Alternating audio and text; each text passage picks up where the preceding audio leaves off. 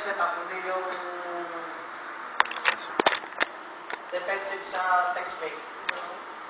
Yung young people natin, may ka-text silang unbeliever o kahit believer, hindi na believer.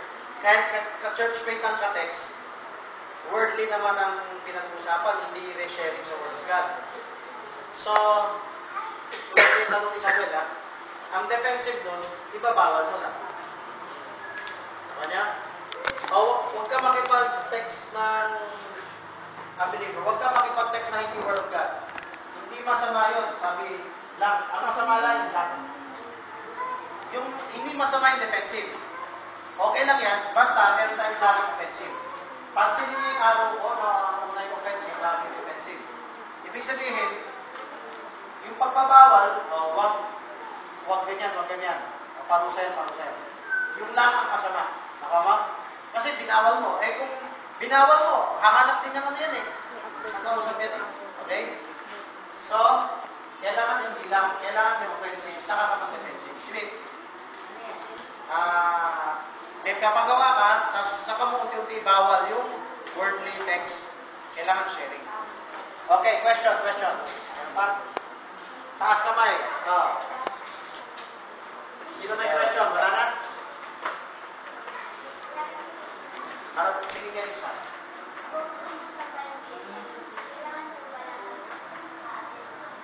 Kailangan. Yung tutulong. Pwede tumulong. Pwede ka tumulong. Tulusin ang obligado ka kasi dahil medyo lang na tumutulong eh. Representative ko naman. Harap dito. 5 p.m. na meeting dati pa yun eh. Bali hindi siya natutupad. Madalas lang sabihin. Paano hindi na umatin? Yung dating mainit gusto mo din na umatin. Hindi, tuloy. Kung mainit, atay din ang maaga. Isipin, ang atay ng 5 p.m. yung gusto nga. Hindi, ginawa na sa atin. Hindi naman natutupad eh. Nandito pa rin naman 5 p.m. Hindi, iba. Kaya kung manawa siya. Sige, pinipili pa rin natin magkaroon. Kailangan kayo mamorprata ng mga tao. Tandaan nyo ang meeting ng 5 p.m. yung tutulong sa iba. Okay. Walang magtatanong ha? Okay. Survey. Iikot ang camera. Dito ka, Barbina. Sino sa atin may alam na ang kapatiran natin may ka-text na hindi sharing sa Word of God? Taas ang kamay. O, ikot-ikot ang camera. Wala kayo. Sino may alam? Okay, baba. Makinig kayo. Sulat nyo to sa PTA. Lahat ng young people.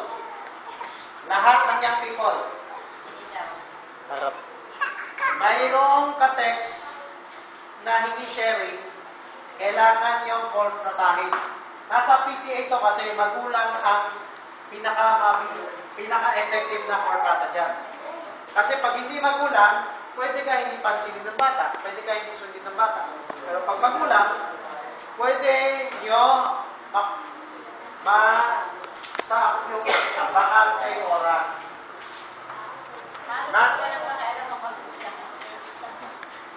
Paano pag walang pakialam yung magulang sa text na anak? Guardian. Meron tayong kapatiran dito, no? Hindi magulang ang nagdala sa kanya. Yung tiyahin niya. Yung guardian, kasi nagpa-convert yun eh. Nung na-convert yun, mag-text lang ng wordly, sayang, makukurap lang.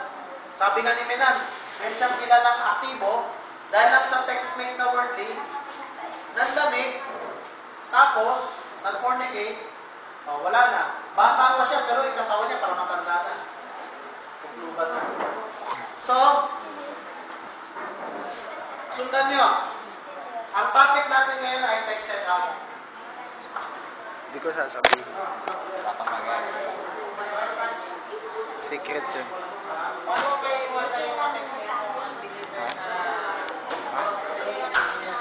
Hindi, baka malaman mo eh. Pwede mo rin i-replyan yung ano eh. Ha? Sulat yung tanong ni Hindi, Met. basta malaman. Baka malaman mo pag sinabi ko. O, lakasan mo. Pakinig kayo, okay magkwentuhan. Paano mo rin paano mo mag-ano sa